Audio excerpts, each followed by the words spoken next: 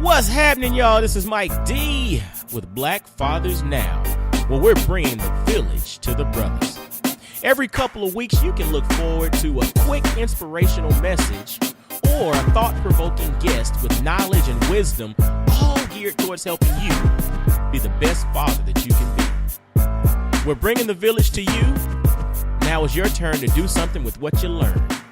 All right, y'all. Let's go.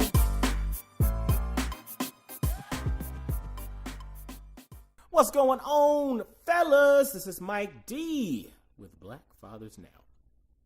And I hope y'all are having a great day. I hope y'all are out doing the doggone thing. I hope you're out there making the most of this life that you've been blessed with, making the most of the families you've been blessed with, making most of every opportunity, making the most of every opportunity that comes your way. I hope you've also had the opportunity to grab a copy of my book, Dynamic Black Fatherhood Manifesto, a commitment to excellence in life, fatherhood, and the support of dynamic black men. Dynamic Black Fatherhood Manifesto, currently available on Amazon. Grab a copy at blackfathersnow.com or IamMikeDorsey.com. Grab a copy. Leave a review on Amazon. That would be so awesome. Leave a review on Amazon. Let me know what you learned. Share it on social media. Buy a copy for your friends and get at me. You know, just hit the website, contact me, get at me, and let's connect. But today's episode is very quick, just a thought-provoking episode. And the title for this one is Before You Criticize. Before You Criticize.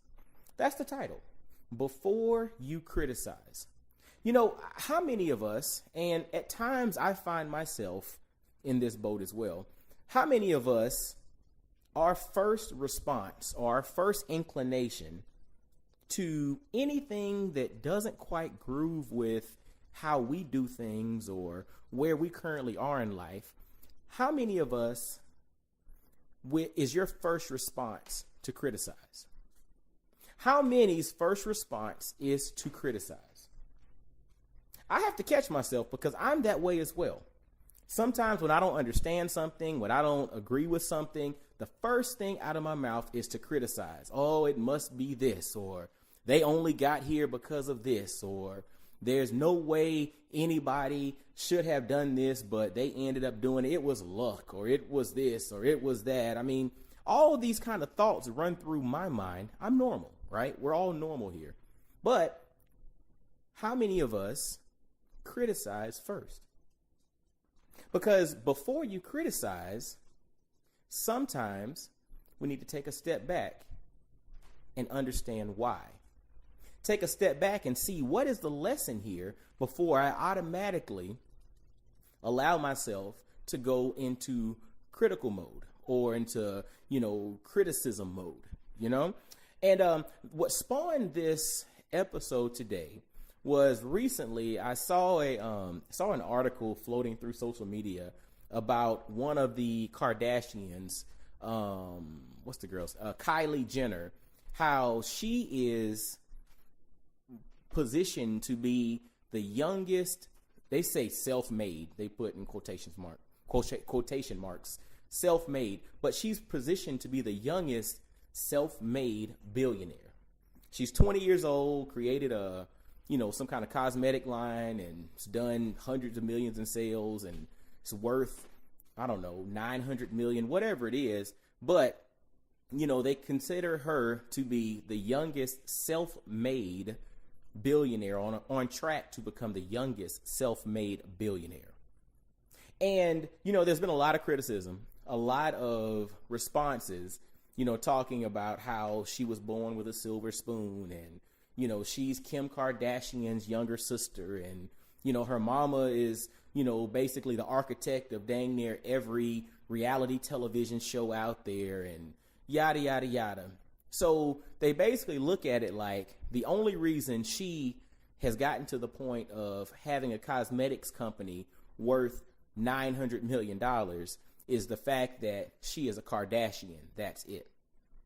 And so a lot of people, and I kind of call it hating, are hating on the scenario. But I wanted to kind of do a little bit of digging and see what's going on. And it was interesting because I initially was like, in the same vein, so to speak. I was like, yeah, it's just because she's a Kardashian. That's the only reason she's balling. That's the only reason she's doing what she's doing. But when you look at it, it's kind of interesting because the first of that group of women to achieve fame in her own way was Kim Kardashian.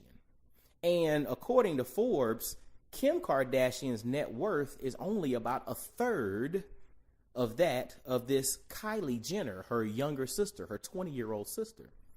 So if it was just the fact that she was born into it, why isn't it the one who was the epicenter of all the fame? Why is she not the one that's close to being worth $1 billion?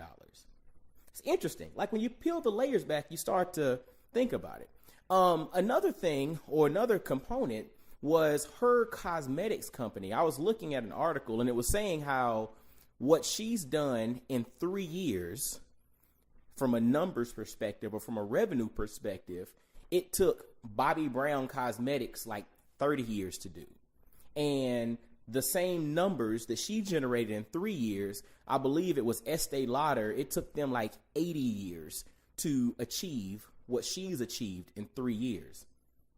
And so what's interesting about that is, yes, this young girl was born with a silver spoon in her mouth.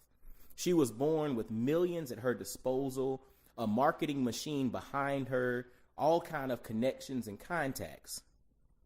But even still, of all of them, according to Forbes, she's considered to be the wealthiest. And so there has to be something there. There has to be something going on different from the fact that she was just born with a silver spoon and she just walked out there and created something, and next thing you know, she's almost worth $1 billion. So before you criticize, take a step back. And I use this example, and I know we're talking to black fathers, and I know the brothers are like, why are you using a darn example about one of these Kardashians talking to black fathers? Well, one reason I wanted to use this example is the fact that you can learn from every situation.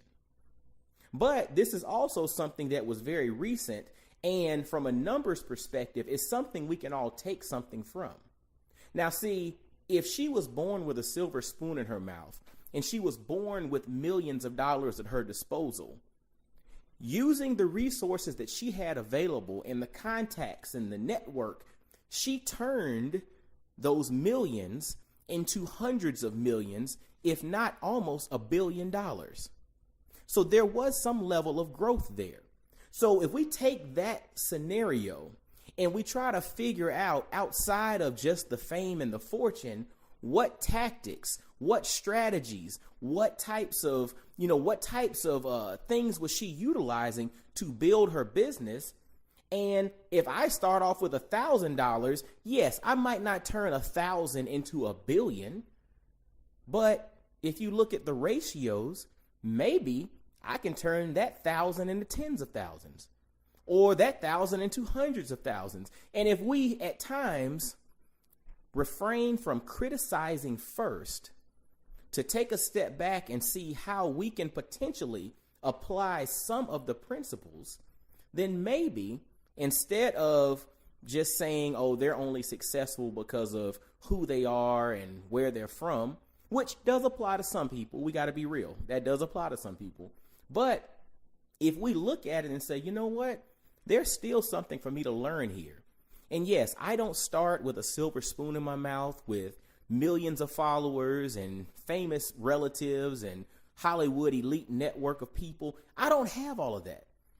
But I can still take principles, because the thing about principles and the thing about concepts, principles and concepts can be transferred across genres.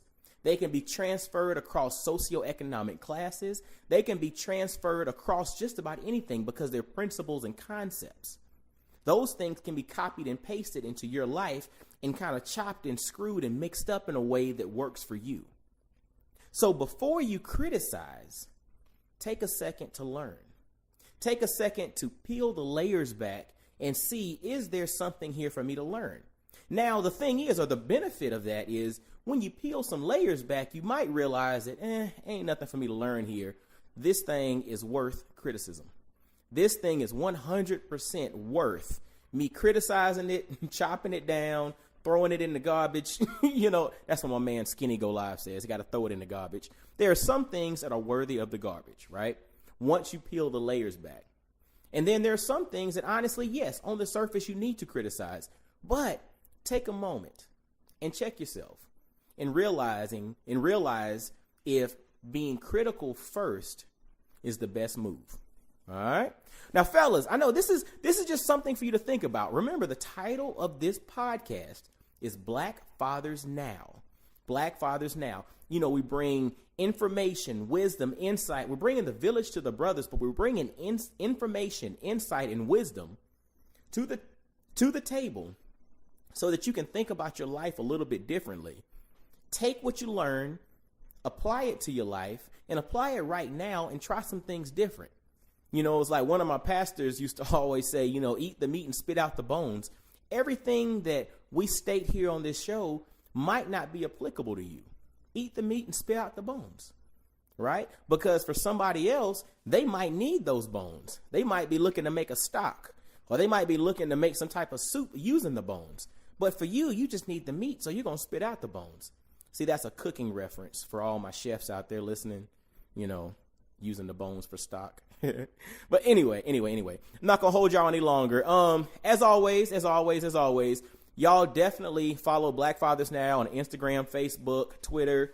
Definitely visit blackfathersnow.com. I am MikeDorsey.com. Grab a copy of the book, Dynamic Black Fatherhood Manifesto, and grab some apparel. The sponsor is blackfamilyapparel.com. Blackfamilyapparel.com.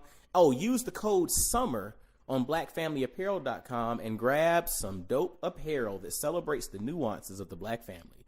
And fellas, until next time, be blessed, well, and wise, and I'll holla at you. Peace.